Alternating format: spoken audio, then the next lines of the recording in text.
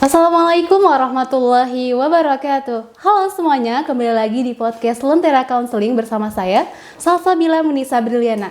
Di episode kali ini kita akan membahas tema yang sangat berkaitan erat dengan kehidupan para pelajar dan juga mahasiswa, yaitu belajar, stres, dan iman, menjaga kesehatan mental di tengah tuntutan pendidikan. Nah, alhamdulillah hari ini kita telah kedatangan narasumber spesial. Beliau adalah seorang psikolog yang akan membantu kita memahami apa itu stres, khususnya dalam dunia pendidikan, kemudian dampaknya terhadap kesehatan mental kita, dan juga yang tak kalah penting, bagaimana sih iman, kesadaran diri, dan juga dukungan sosial bisa menjadi kekuatan untuk terus bertahan dan tumbuh. Yuk kita sambut saja narasumber kita hari ini, Pak Oka Ivan Robianto, MC Psikolog. Terima kasih Pak sudah datang, apa kabar? Oke, alhamdulillah baik. Alhamdulillah baik. Nah, sebelum kita berdiskusi lebih lanjut nih Pak, biar penonton semakin kenal dengan Bapak, boleh nih Pak untuk perkenalkan diri terlebih dahulu, misalnya dari nama, alamat, dan mungkin sedikit cerita tentang kesibukan yang sedang dijalani. Oke, baik. Kemana nih saya ngadepnya kameranya ya? Oh, situ ya. Oke. Assalamualaikum warahmatullahi wabarakatuh. Selamat siang teman-teman semua. Perkenalkan saya Oka Ivan Robianto, SPSI Psikolog. Saat ini saya untuk kesibukan sehari-harinya, untuk praktik saya di Rumah Sakit Umum Dr. Selamat Garut. Kemudian juga ditambah dengan mengajar di beberapa kampus, ya, itu untuk mengajar mata kuliah yang berkaitan dengan psikologi, ya, dan kemudian juga terkait dengan membimbing beberapa mahasiswa yang memang membutuhkan tempat untuk praktik, gitu ya. Salah satunya juga di rumah sakit dan juga untuk di beberapa kampus ya memenuhi undangan seperti saat ini, gitu ya, untuk menjadi sebagai narasumber untuk bisa sharing terkait dengan materi-materi psikologis. Untuk tinggal, saat ini saya tinggal di daerah Rancabango, ya, Rancabango Garut. Mungkin itu aja ya perkenalannya. Iya. Oke. Wah, benar sekali Pak. Terima kasih sudah menjelaskan sedikit tentang diri Bapak dan juga kesibukannya. Nah, kalau begitu kita langsung saja ke topik kita hari ini tentang belajar, stres, dan juga iman, menjaga kesehatan mental di tengah tuntutan pendidikan. Nah, menurut Bapak nih Pak, secara psikologis apa sih yang dimaksud dengan stres, khususnya dalam dunia pendidikan Pak? Oke.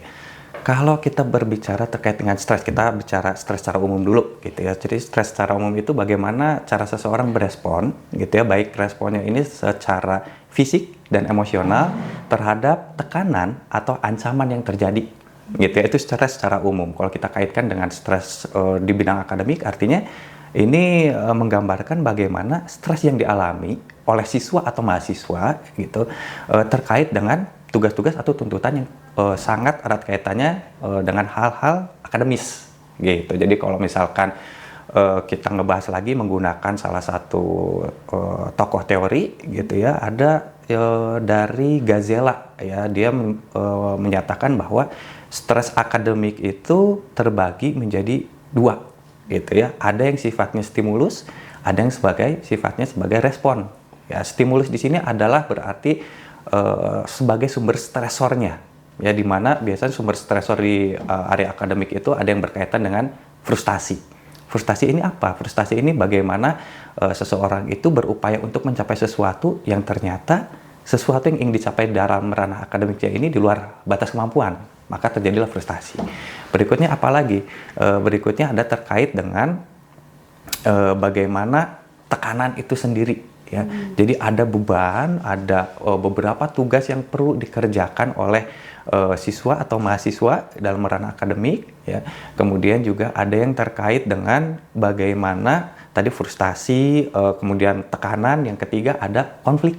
Konflik ini ketika siswa atau mahasiswa ini punya yang namanya kepentingan yang perlu dicapai dalam waktu yang biasanya bersamaan, gitu. Entah ini mungkin tuntutan, mungkin kalau ada yang suka berorganisasi, oh saya harus menyelesaikan tugas organisasi, tapi di bidang lain saya harus menyelesaikan tugas saya dari dosen, gitu ya, dan lain sebagainya. Atau mungkin ada yang sambil kerja juga, gitu ya, itu juga menjadi salah satu konflik yang mana yang harus saya selesaikan terlebih dahulu. Dan kemudian juga ada yang namanya perubahan, gitu ya. Mungkin ada beberapa yang mengalami pada stres itu karena adanya perubahan. Perubahan ini biasanya juga menyangkut misal yang kita biasanya di SMA terjadwal gitu ya, belajarnya dari jam sekian sampai jam sekian itu baru pulang. Tapi di ranah kuliah misalkan itu kan sudah berbeda. Tuntutan jamnya gitu ya, mungkin ada yang loncat-loncat pagi, ada yang mungkin jadi siang, ada yang ke sore gitu ya kuliahnya. Itu juga ada yang namanya stres juga yang dialami. Nah, itu dari sisi stimulusnya. Kalau dari responnya, menurut Gaziela, stres itu berarti berupa ada respon yang sifatnya fisik yang pertama. Fisik itu bisa jadi kita ada beberapa yang mungkin kerasanya jantung berdebar lebih cepat gitu ya. Kemudian juga ada yang mungkin sampai berkeringat gitu ketika mengalami stres. Ada yang mungkin jadinya susah tidur gitu pada saat mengalami stres. Kemudian respon lainnya apa? Ada respon emosi. Ada jadi mahasiswa atau siswa yang jadi mengalami mudah teriritasi atau sensitif. Jadi mudah marah, mudah nangis gitu ya, mudah terpicu si emosinya gitu. Itu dari sisi emosi. Kemudian dari sisi kognitif ada juga tuh respon stres, yaitu biasanya orang jadi kok kalau nginget tuh jadi susah, gampang lupa, susah konsentrasi, susah fokus gitu ya. Dan kemudian yang terakhirnya adalah ada respon perilaku juga. Ada beberapa ketika orang mengalami stres itu jadinya isolasi diri gitu ya, membatasi diri. Saya nggak mau bergaul dengan banyak orang gitu. Kemudian juga jadi terbatas tuh, entah itu relasi ataupun misalkan perilaku yang biasanya produktif jadi tidak produktif. Mungkin jadinya bolos gitu ya, nggak mau masuk kampus, kenapa? Tugasnya terlalu banyak, udah mendingan saya di rumah aja gitu, tidur misalkan, itu bisa jadi. Itu mungkin ya. Oke. Lalu apakah setiap tekanan belajar yang tinggi itu selalu mengarah pada gangguan mental gitu Pak? Atau justru bisa menjadi tantangan yang membentuk ketangguhan seorang mahasiswa gitu Pak? Oke, jadi tidak selalu ya kalau misalkan stres itu akan mengarah pada gangguan mental. Jadi kalau misalkan kita klasifikasikan stres itu ada 3 jenisnya. Ada stres yang sifatnya negatif ya, atau biasa kita sebut distress. Ada stres yang sifatnya netral, ada yang stres yang sifatnya positif atau eustress gitu. Nah, biasanya kalau misalkan nih individu yang mengalami distress, stres yang menimbulkan kemungkinan besar ada gangguan atau penyakit-penyakit tertentu. Itu jika terjadi dan tidak dapat diatasi dalam jangka waktu yang panjang gitu. Nah, itu yang sebetulnya bisa mengakibatkan ke arah masalah psikologis yang lebih serius. Gitu ya, sampai kepada kalau misalkan kita mengacunya kepada buku gangguan jiwa gitu. Ada mengklasifikasikan gangguan jiwa terkait dengan stres. Yang pertama biasanya ada gangguan penyesuaian diri, ya, kemudian gangguan stres akut, ataupun misalkan ada istilah post traumatic stress disorder. Nah, itu juga akibat stres juga tuh, yang memang tidak bisa tertangani. Tapi kalau misalkan tadi ada stres yang sifatnya positif. Nah, positif ini artinya bagaimana kita memandang stres tersebut. Ketika kita memandang stres tersebut adalah suatu tantangan buat kita menaikkan kompetensi kita, kapasitas kita, kemampuan kita dalam mengatasi masalah gitu ya. Nah, itu umumnya itu justru akan berdampak positif bagi individu tersebut. Entah itu dari segi kemampuan dia memecahkan masalahnya gitu ya. Kemudian bagaimana dia bisa merespon secara efektif setiap stres yang datang ke dia. Entah nanti dia jadi lebih luas dalam manajemen waktunya. Itu masih banyak lagi hal-hal positif jika kita melihat itu adalah bagian untuk pengembangan diri kita. Oke. Gitu. Berarti emang stres itu tidak selamanya negatif ya Pak? Tidak. Gimana seseorang itu bisa melihat dari sisi mana stres itu ya? Betul. Lalu apa sih perbedaan antara stres yang wajar, kemudian burnout, dan juga gangguan mental seperti depresi atau gangguan kayak kecemasan gitu Pak? Itu perbedaannya itu dari mana? Iya. Tadi kalau stres kan sudah saya sampaikan gitu, ada terdiri dari 3 jenis yang umumnya kita ketahui. Nah, kemudian kalau misalkan stres yang wajar itu memang ada kalanya kita merasakan menurun dari segi misalkan mood kita gitu ya. Tapi dalam batasan yang wajar artinya kita bisa menaikkan lagi tuh mood kita. Artinya kita bisa menyelesaikan masalahnya dalam rentan waktu tertentu, tidak berkepanjangan. Nah, jika memang stres yang wajar ini, tadi ada respon fisik, fisiologis, kemudian emosi, kognitif itu tidak bisa tertangani, apalagi dalam jangka waktu yang panjang, itu sifatnya bisa jadi kronis tuh. Artinya bisa mengarah kepada burnout. Nah, burnout ini adalah kondisi kelelahan yang amat sangat ya, baik secara fisik ataupun mental. Nah, itu biasanya kalau kita kaji dari pendekatan teori lagi, ada dari penjelasan dari teorinya Maslow gitu ya, bahwasannya burnout ini bisa mengacu pada 3 hal utama gitu. Nah, yang pertama itu biasanya ada yang namanya depersonalisasi. Ada jarak antara diri kita gitu ya, keterlibatan emosi kita dengan tugas yang kita kerjakan gitu. Biasanya kalau mahasiswa tuh ngerasanya gini, udah saya nggak mau lagi terlibat untuk ngerjain tugas kayak gini, udah malas, udah nggak mau ngapa-ngapain. Jadi ada jarak tuh antara kita dengan tugas-tugas akademik gitu. Itu biasanya yang terjadi kalau terkait dengan yang depersonalisasi. Kemudian yang berikutnya itu adalah adanya perubahan tadi terkait dengan diri kita, entah itu yang aspek kognitif kita, aspek emosi kita gitu ya, aspek perilaku kita, itu ada perubahan yang mengarah pada adanya gangguan-gangguan terkait dengan aspek keseharian kita.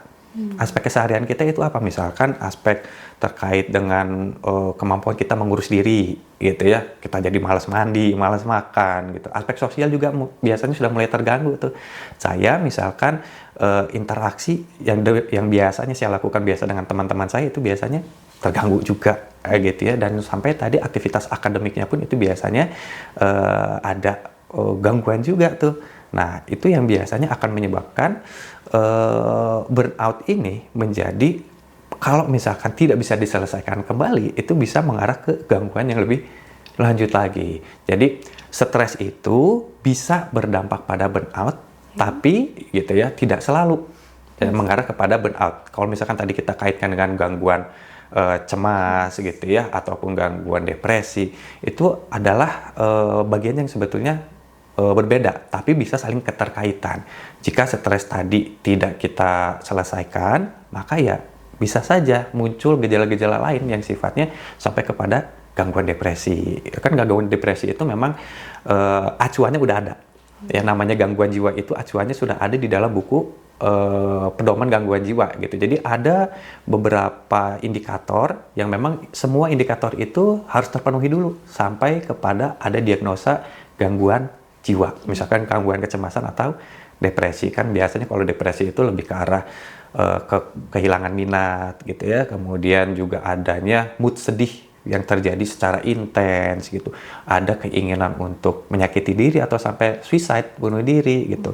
Kehilangan semangat juga biasanya, dan kehilangan juga dorongan untuk bisa menyelesaikan aktivitas-aktivitas yang biasanya bisa dilakukan. Jadi itu biasanya ada perbedaannya.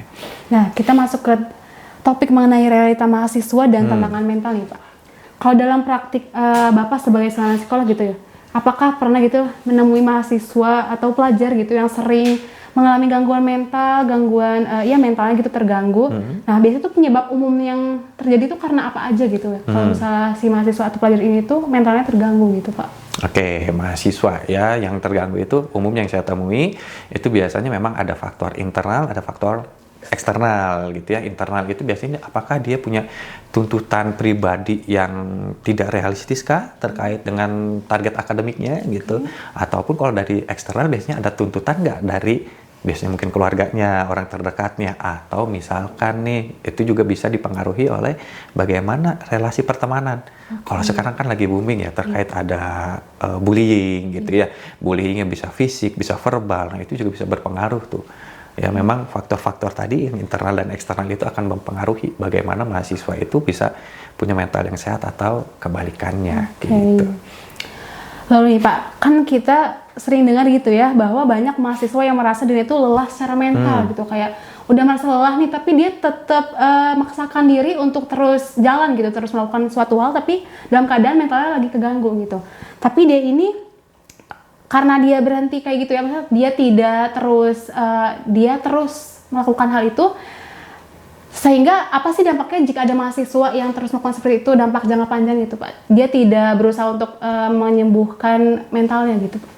Oke, dampak jangka panjang bila memaksakan kondisi yang sebetulnya sedang lelah ya. Iya. Ya, anggaplah misalkan mahasiswa ini lelahnya dalam istilah burnout gitu. Dia lagi burnout, tapi dia terus paksakan gitu ya. Maka ya biasanya yang pertama tadi hasilnya nggak akan maksimal tuh. Kenapa? Karena sebetulnya dia sendiri secara emosional keterikatan sama tugasnya itu hanya untuk memenuhi tuntutan saja. Karena kan dia dipaksa gitu. Sebetulnya kondisinya dia itu memang lagi nggak baik-baik saja dalam artian sebetulnya memang akan lebih baik kalau mahasiswa tersebut ambil jeda dulu gitu ya. Jadi ketika dia mengetahui bahwasannya oh saya tanda-tandanya nih kayaknya saya burnout ya, kayaknya saya lelah banget gitu ya.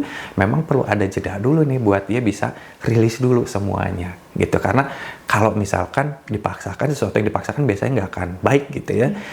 Itu bisa jadi nanti dampaknya akan lebih besar. Bisa jadi meledak kalau dalam istilah psikologi ada explode gitu ya. Ada hal-hal yang memang mungkin dia tahan terus gitu, pada satu ketika itu bisa terjadi lebih parah gitu ledakan emosionalnya. Nah Pak, kalau untuk kita kan tahu ya bahwa banyak di luar sana gitu orang-orang merasa takut atau malu datang ke psikolog jika dirinya sudah merasa bantuan untuk menyembuhkan kesehatan mentalnya gitu Pak. Tapi dia merasa takut dan malu karena banyak yang bilang kalau dia ke psikolog itu merupakan tanda kelemahan gitu, bukan bahwa dia itu bukan sadar akan dirinya gitu. Itu bagaimana sih cara membangun kesadaran bahwa datang ke seorang psikolog itu bukan hal yang bikin lemah gitu? Oke, membangun kesadaran berarti ya. Kalau misalkan kita berbicara terkait kesadaran itu bisa dibentuk dari adanya pengetahuan yang diperoleh baik itu dari lingkungan ataupun mungkin literasi pribadi gitu ya. Artinya kita perlu paham dulu nih bahwasannya kesehatan mental itu juga bagian dari tanggung jawab kita sendiri sebagaimana kita melihat kesehatan secara fisik. Ya contoh sederhananya aja gini.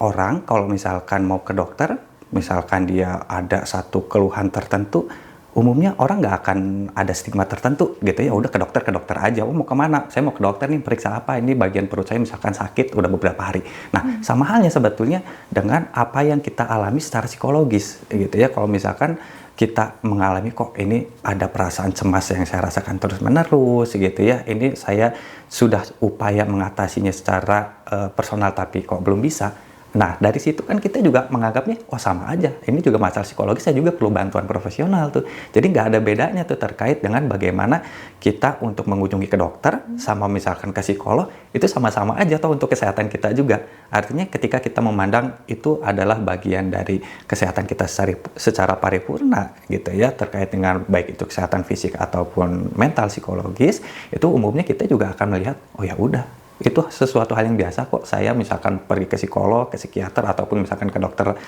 secara umum itu nggak ada masalah sebetulnya ketika kita punya stigma tadi gitu ya. Oke Pak, kalau dari sisi psikologi gitu Pak, apa sih bagaimana peran dari aspek spiritual atau keimanan seseorang dalam menjadi faktor pendukung dia, menjadi kekuatan dia untuk menjaga kesehatan mentalnya Pak? Oke, emang ini sering banget ya jadi problem juga ya. Seringkali beberapa pasien yang datang ke saya juga bilangnya kalau curhat sama orang tua, sama temannya, dibilangnya itu, oh kamu kurang iman gitu, kamu kurang sholat, kamu kurang ibadah. Seringkali kayak gitu. Nah, tapi yang perlu kita ingat kembali bahwasannya memang kesehatan psikologis itu juga dipengaruhi oleh keimanan seseorang. Tapi bukan berarti keimanan seseorang itu satu-satunya faktor yang akan mempengaruhi kesehatan psikologis. Jadi kalau di dalam teori psikologi itu ada 4 pendekatan. Bio, psiko, sosio, spiritual. Bionya ini adalah kondisi biologisnya seseorang. Ya, entah itu ketika dia bagaimana kesempurnaan fisik, struktur otaknya gitu ya, termasuk juga gizi yang dia peroleh gitu, itu bisa mempengaruhi kesehatan seseorang. Ya, kemudian juga secara psikologis misalkan dari kemampuan atau kapasitas kecerdasannya gitu ya, kemampuan copingnya atau cara dia menyelesaikan masalah, regulasi emosi itu kan berpengaruh juga. Nah, kemudian bio, psiko, sosio. Sosio ini berarti faktor dari sosialnya, lingkungan keluarganya seperti apa, dia dibesarkan oleh pola asuh yang seperti apa dari orang tuanya, kemudian misalkan lingkungan circle pertemanannya seperti apa, itu akan berpengaruh juga. Nah, kemudian spiritual juga ini berpengaruh juga gitu ya terhadap kesehatan mental seseorang. Bagaimana dia memiliki misalkan keimanan yang kuat ya dengan penciptanya, itu biasanya akan semakin meminimalisir kerentanan seseorang mengalami gangguan jiwa gitu ya. Kalau misalkan di dalam beberapa penelitian itu menunjukkan semisal apa yang membuat seseorang itu bisa tercegah dari keinginan untuk bunuh diri gitu ya pada orang depresi. Dari penelitian tersebut disebutkan salah satunya yang menyebabkan atau membuat dia enggan untuk bunuh diri adalah keyakinan dia kalau dia bunuh diri dia akan mendapatkan siksaan di hari nanti gitu. Kan berarti beliefnya dia, keimanannya dia terkait dengan agama yang dia anut gitu ya, itu akan membuat dia tercegah dari tindakan-tindakan yang merugikan diri sendiri gitu, ataupun sampai merugikan orang lain juga gitu. Artinya tadi kesimpulannya ya, keimanan itu bisa berpengaruh terhadap kesehatan mental, tapi bukan satu-satunya faktor yang menyebabkan seseorang itu terganggu mentalnya gitu. Oke. Baik Pak, lalu bagaimana sih seberapa penting dukungan sosial baik dari teman sebaya atau mungkin dari keluarga gitu dalam atau komunitas juga gitu Pak dalam menjaga mental seseorang? Oke. Kalau disebutkan itu bisa dibilang sangat penting ya, karena tadi menyangkut bio, psikososio, spiritual tadi, salah satunya adalah circle kita di mana kita berada gitu. Itu bagaimana orang tua, lingkungan terdekat kita itu adalah menjadi satu faktor protektif kalau disebutkan dalam psikologi itu. Jadi protektif itu faktor yang akan melindungi kita ya dari masalah-masalah psikologis yang lebih parah. Nah gitu, seperti halnya kalau misalkan saya lagi punya masalah nih terkait dengan mungkin akademik gitu ya di kampus gitu. Terus saya curhat sama teman saya. Kalau misalkan temannya memang positif gitu ya, bisa sama-sama saling mendukung ya, biasanya dia akan kasih support tuh, minimal dia kasih kasih emosional support. Ya udah nggak apa-apa kalau kamu kesulitan, nanti saya temenin. Kamu apa kesulitannya? Ataupun bisa jadi ada bantuan juga. Kamu kesulitannya di mana ngerjainnya? Yuk kita diskusi. Nah itu kan bisa membuat seseorang itu jadi merasa tidak sendirian dalam menyelesaikan permasalahannya gitu. Berarti emang penting banget ya masalah peran dari dukungan sosial itu ya dan keluarga. Betul. Oke Pak, lalu bagaimana kapan sih Pak seseorang bisa perlu merasa benar-benar harus datang ke tenaga profesional untuk menjaga kesehatan mentalnya gitu? Kapan sih benar-benar harus datang gitu? Kapan benar-benar harus datang? Ini pertanyaan yang menarik ya. Jadi konsepnya ada beberapa yang mengatakan datang itu ketika ada keluhan. Keluhan yang seperti apa? Biasanya mulai dari yang paling sederhana aja. Tadi aspek kemandirian, kemampuan dia untuk mengurus dirinya sehari-hari itu terganggu. Tadi misalkan asalnya makan tepat waktu kok jadi malas, nggak ada nafsu makan gitu. Asalnya suka mandi pagi, sekarang kok enggak gitu ya. Asalnya ada rutinitas tertentu tapi dia sekarang nggak bisa gitu, yang secara personal gitu ya. Ataupun aspek sosial yang terganggu gitu. Aspek sosial yang asalnya dia berinteraksi dengan temannya normal gitu ya, ikut kumpul gitu, diskusi dan lain sebagainya, tapi kok sekarang saya malas banget ketemu sama orang-orang. Itu juga salah satu tanda tuh. Atau misalkan dari aspek pendidikan atau pekerjaan. Aspek pendidikan biasanya ada tanda-tandanya saya mulai malas ngerjain tugas, saya mulai malas ngerjain misalkan tuntutan-tuntutan yang secara akademik wajib gitu dilakukan, datang tepat waktu gitu ya, kemudian juga ya mungkin diskusi dan lain sebagainya, itu biasanya ada penurunan. Ataupun kalau dari segi pekerjaan ya saya jadi nggak kepengen lagi mungkin bekerja gitu. Nah biasanya ketika aspek-aspek tadi kita mulai terganggu, itu kita udah jadi sinyal untuk kita datang ke profesional gitu. Tapi gitu, kita datang ke profesional itu sebetulnya bukan hanya karena kita ada masalah gitu. Sebetulnya kayak misalkan ada orang yang, oh saya mau cek fisik saya nih ke dokter, itu kan nggak harus ada masalah, cuma saya pengen tahu aja, cek lab aja. Itu padahal mungkin dia ngerasa nggak ada keluhan apapun. Sama halnya kayak psikologi gitu ya. Misalkan ya saya pengen tahu aja saya itu orangnya seperti apa, gimana caranya saya bisa mengoptimalkan kemampuan diri saya. Ya udah itu bisa kok. Kita hanya sekedar konsultasi biasa, mungkin ikut psikotes gitu ya, untuk bisa mendalami diri saya.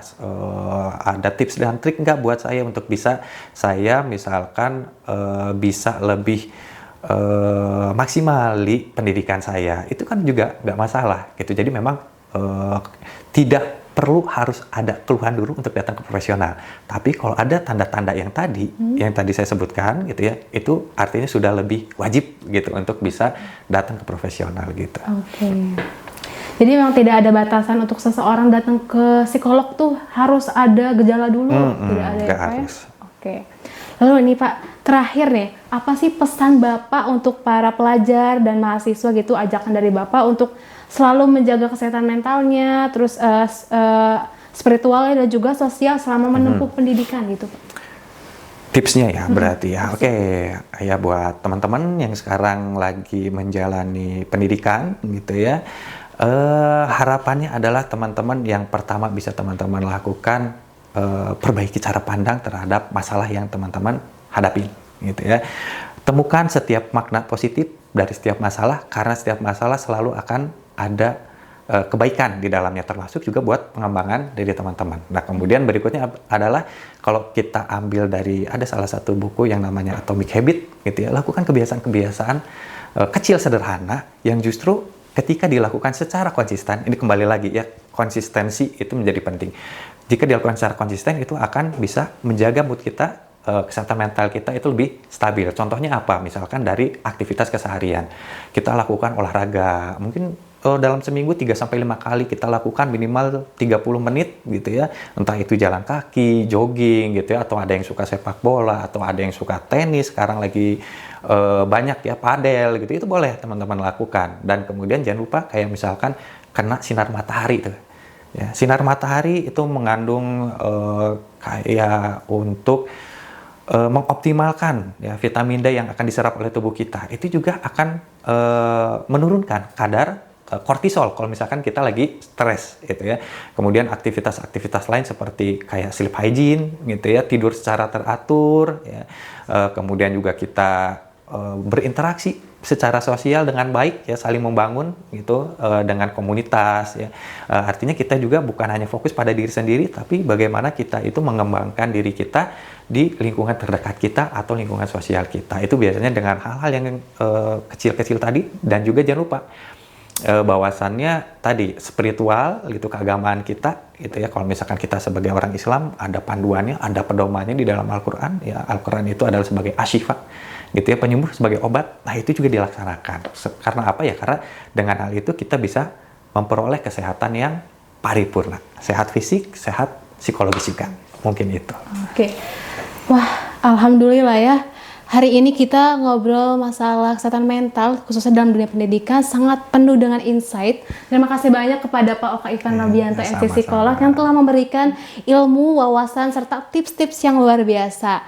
Nah, dari episode kali ini, kita belajar bahwa stres itu wajar ya teman-teman semua, tapi jangan sampai dia menguasai kita. Dan jangan lupa untuk menjaga keseimbangan belajar, belajar, iman, dan juga istirahat yang cukup. Dan tidak hanya itu saja, tapi kita juga harus bisa menjaga kesehatan fisik kita juga. Kemudian dengan kita menjaga kesehatan mental kita, itu bukan berarti kelemahan, tapi itu merupakan kekuatan dan bukti bahwa kita ini peduli terhadap diri sendiri. Terima kasih yang sudah menonton. Semoga podcast kali ini bermanfaat untuk kita semua. Sampai jumpa di episode selanjutnya. Wassalamualaikum warahmatullahi wabarakatuh.